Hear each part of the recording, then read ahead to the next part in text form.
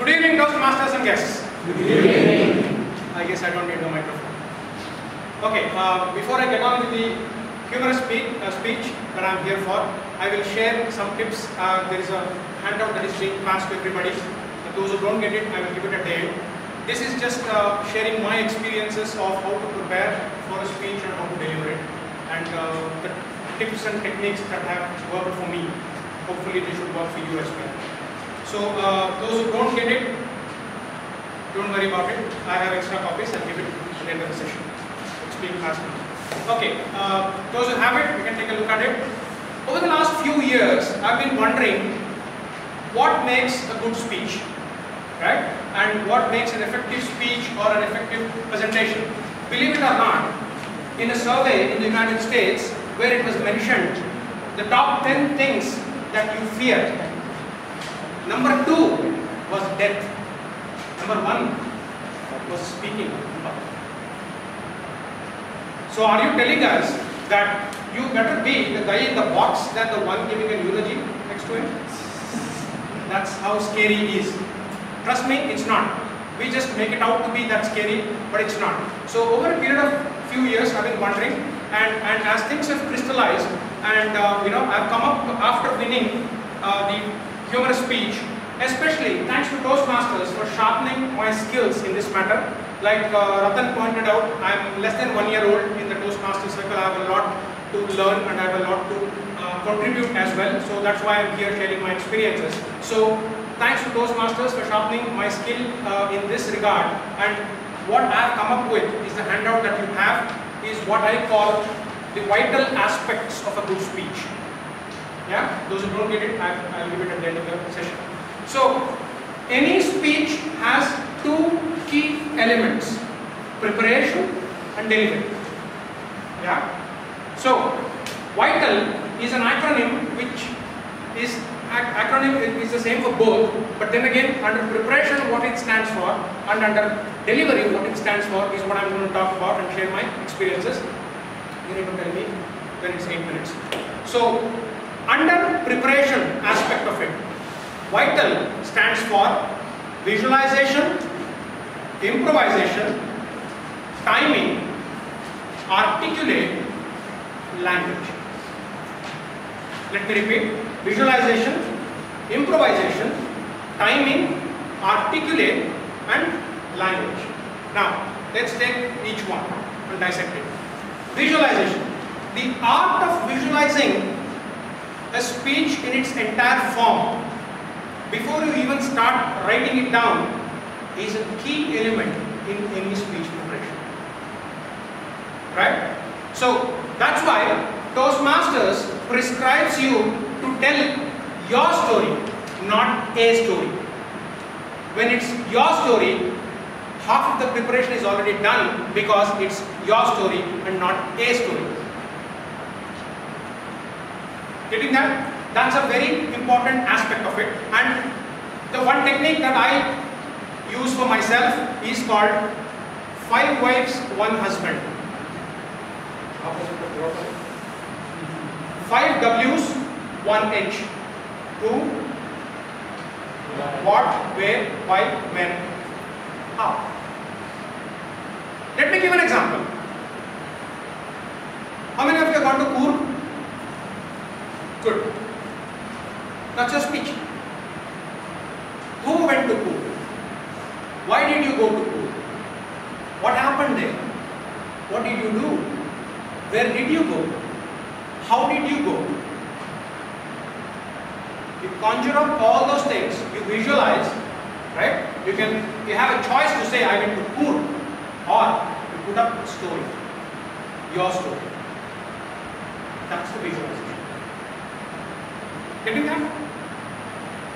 Improvisation. So, as you improvise on, let us say, going to Coorg, what happened? You wanted to take a break, the work was getting stressful, wife and kids were bothering you, let's go for a vacation, you didn't know what to do, you made an online booking, you went to a homestay, food was good, food was yuck, what not? Dubare elephant fishing camp, you saw elephants, spent time with the nature, saw the birthplace of Kaveri, what not? Coorg offers so many students. or for that matter any discussion. You improvise on what you do. Then timing. As you construct your stories, what, where, when, how, who, right? 5 W's and 1 H. You split it, you move it up and down, you time it, you add some jokes, add some thoughts, feelings, moods and emotions into each one. And then construct the speech about it. Rather than saying something as simple as, you don't believe me? It's a simple word, right? You want to ask me, you don't believe me? You can use it as a part of speech, you don't believe me. Instead of saying you don't believe me, you can use something humorous like, this statement is like Salman Khan confessing on national television that he is a virgin. Was anybody believe it? I added an element of humor there for a simple statement called, don't believe me?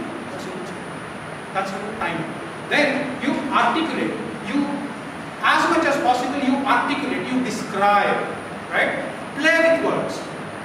Describe the emotions in a humorous way or a poignant way to get or desired outcome from the audience. You want to make the audience laugh, you want to make the audience ponder, you want to make the audience think. Whatever, you articulate the speech. And then language. As we all know, there's nothing without language. Any language. And come to think of it, English is neither any of your mother tongue nor mine. Still we converse, right? So language is the key to everything. So language, including vocabulary, is the most important ingredient of any speech, especially at preparation stage, because remember to use your words judiciously. Play with your words, right? Treat the words with your respect because they evoke that kind of a response when delivered as we move along. Okay? Remember, your words have a profound impact on the listener. Right? Remember the Martin Luther King speech? Remember the speeches of Mahatma Gandhi? Mahatma Gandhi was not a WWE fighter who fought the British Empire. He was a simple man with half clothes, half naked man with a walking stick who shook 300-year-old empire just because of his words. That's the power of language. So as we move along, in a nutshell, the recipe for preparing a good speech is you construct your speech by visualizing it in vivid terms, improvise it, time it to add various emotions, articulate it clearly using language as an important ingredient. You got an exact speech. Prepare. Now comes the important part, the delivery part. Now, in delivery, again, it's the vital, that's the acronym, and this time, the vital in delivery part stands for V for vocal variety, I, interesting, T, transportation, A, appealing, and L, lively. Let's quickly look at that before I move on to my speech. Vocal variety. Remember, your voice is your weapon. When I say voice is your weapon, I will name some 5-6 names and you think of those voices. Amitabh Bachchan, Amrish Puri, Kishore Kumar, Dr. Rajkumar, NTR, Mohammad Rafi, Lata Mangeshkar, Shivaji Ganeshan, Asha Bhosle. Do I need to give any introductions to these people? Their voice is their greatest asset.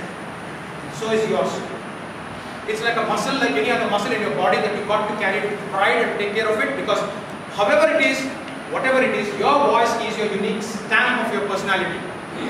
Treat your voice with respect, because it's your voice that makes the speech more interesting of the spoken, of the written word.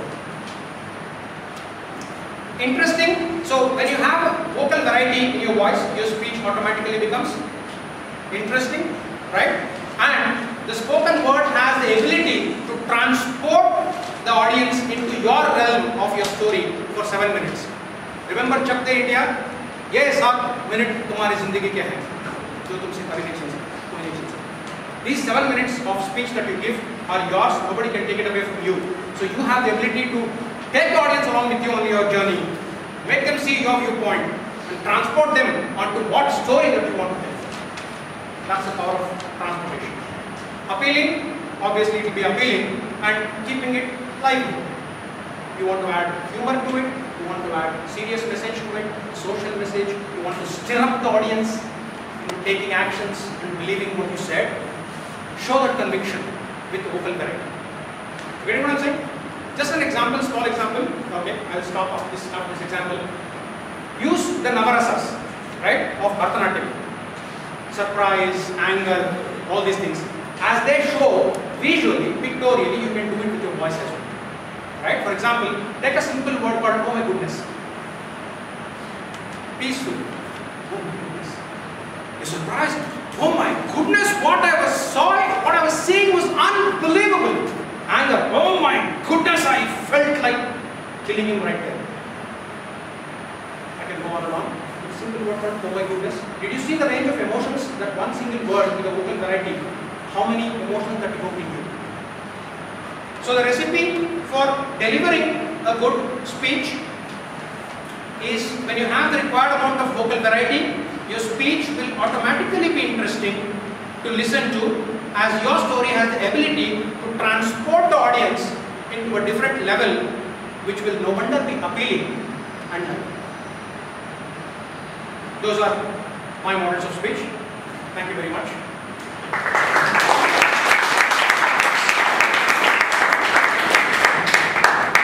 Now for my humorous speech. Many of you have heard it before. I don't mind delivering it once more. So here we go.